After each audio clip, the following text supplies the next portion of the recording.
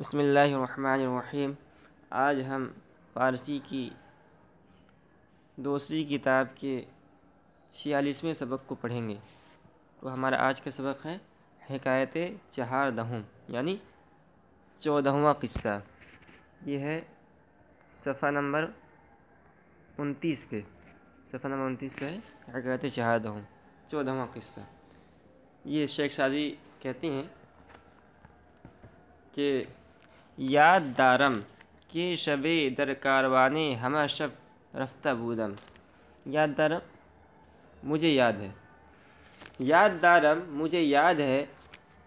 کہ شب کہ ایک رات در کاروانے ایک قافلے کے ساتھ ہمہ شب تمام رات رفتہ بودم میں چلا،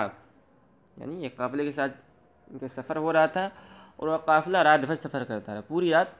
قافلہ سفر کرتا رہا، کوئی رات میں کہیں پڑاؤ نہیں ہوا، کوئی سویا نہیں۔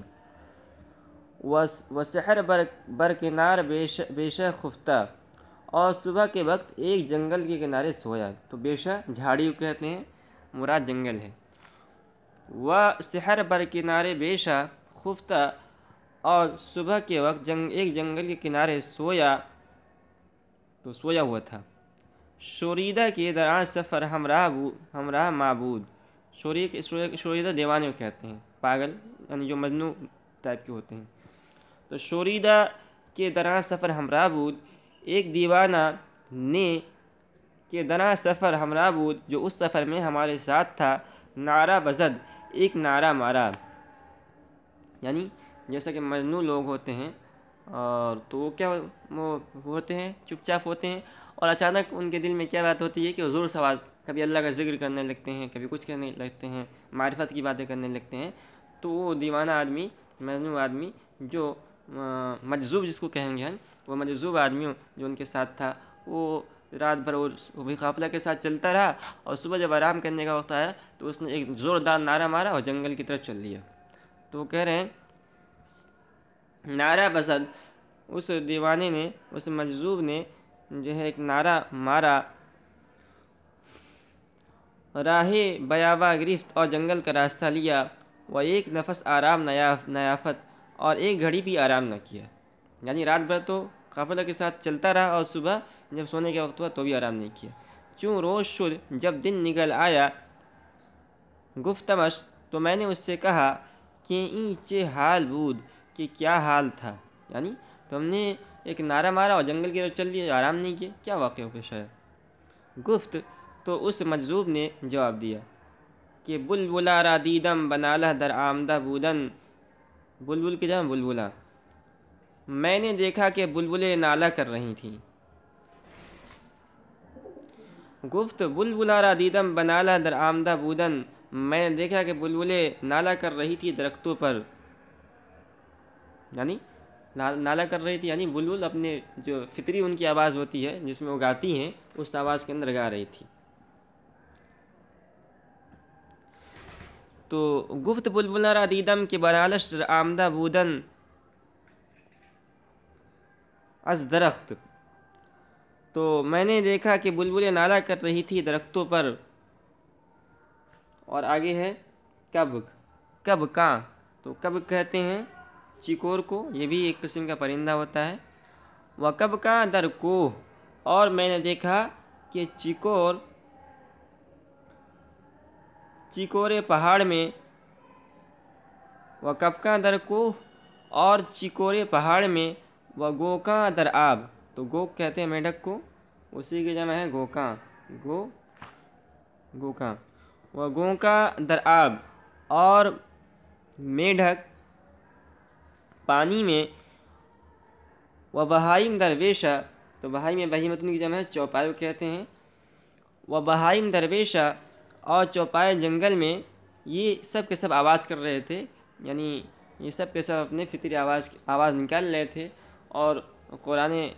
کریم کی ایک آیت ہے کہ وَإِن مِّن شَيْءٍ إِلَّا يُسَبِّحُ بِحَمْدِهِ، کہ اللہ کی جتنی بھی مخلوق ہے وہ سب کے سب جو ہے تسبیح بیان کرتی ہے۔ تو علماء نے لکھا ہے کہ یہ جو پرندے آواز نکالتے ہیں اور جانور جو آواز نکالتے ہیں، یہ ہو سکتا ہے کہ ان کی تسبیح ہو، اس لیے کہ اللہ نے کہا ہے نا کہ وہ سب تسبیح کہتے ہیں لیکن تم ان کے تسبیح کو سمجھ نہیں سکتے۔ تو اس مظلوم نے کہا کہ سب جو ہے جو آواز نکال رہے تھے ایسا معلوم ہو رہا تھا کہ تسبیح کر رہے تھے، اور یہ سارے کے سارے جو اللہ کے بندے، اللہ کی مخلوق تسبیح کر رہی تھی، اور میں انسان جو کہ اشرف المخلوقات ہوں، میں جو ہے خاموش رہوں، خاموش سو جاؤں، یہ مجھ سے برداشت نہیں ہو سکا۔ تو اس نے کہا کہ وہ گوکا در آب و بہائم در بیشہ، اور میڈک پانی میں اور چوپائے جنگل میں، یہ سب کے سب جو ہے آواز کر رہے تھے، اندیشہ کردم کہ مروت نہ باشد، تو میں نے سوچا کہ انسانیت نہیں ہے کہ سب تو تسبیح میں ہوں، کہ حمد تسبیح، سب تسبیح میں ہوں، ومن بغفلت خفتہ، اور میں غفلت میں سویا ہوا ہوں۔ اس کے بعد اس نے ایک شعر کہا، دوش مرغے بصبح می نالید۔ تو دوش کہتے ہیں آخری رات کو، دوش اور مرغ سے نکرہ ہے ایک پرند۔ دوش مرغے بصبح می نالید، کل صبح کے وقت ایک پرند نالہ کر رہا تھا، عقل و صبرم ببرد و طاقت و ہوش، اس نے میری عقل و صبر اور طاقت، اس نے میری عقل و صبرم اور میرا صبر و طاقت و ہوش، اور طاقت اور ہوش ببرد لے لیا، یعنی اس پرندے کی تسبیح نے، اس پرندے کی آواز سے میں جو ہے بے خود ہو گیا کہ یہ تسبیح کر رہا ہے اور میں جو ہے سو جاؤں۔ یکی از دوستان مخلص را، دوست میرے مخلص دوستوں میں سے ایک کے کان میں، یکی از دوستان مخلص را، میرے احباب میں سے ایک مخلص دوست کے کان میں، مگر آواز من رسید بگوش۔ تو یہ دیکھیے تقدیم و تاخیر ہے، اشعار میں عام طور پر تقدیم و تاخیر ہوتی ہے۔ تو وہ کہنا کہ یکی از دوستان مخلص را بگوش، اصل یہ ہے میرے مخلص دوستوں میں سے ایک دوست کے کان میں، مگر آواز من رسید، شاید میری آواز پہنچی۔ گفت بورا، اچھا گفت بور، تو گفت اس نے کہا، بور نداشتم کہ ترا، کہ مجھے یقین نہیں ہے کہ تجھے، بانگے مرغے چنی کند مدہوش، ایک پرند کی آواز اس قدر مدہوش کر دے گی، یعنی میں نے جب کہا تو میرے دوست نے کو یقین نہیں ہوا کہ ایک پرندے کی آواز سے میں مدہوش ہو جاؤں گا، یقین نہیں اسے ہوا۔ گفتم، میں نے کہا، این شرط آدمیت نیست، کہ یہ آدمیت کی شرط نہیں ہے، مرغ تسبیح خواں ومن خاموش، کہ پرند تو تسبیح پڑھے اور میں چپ رہوں۔ تو یہ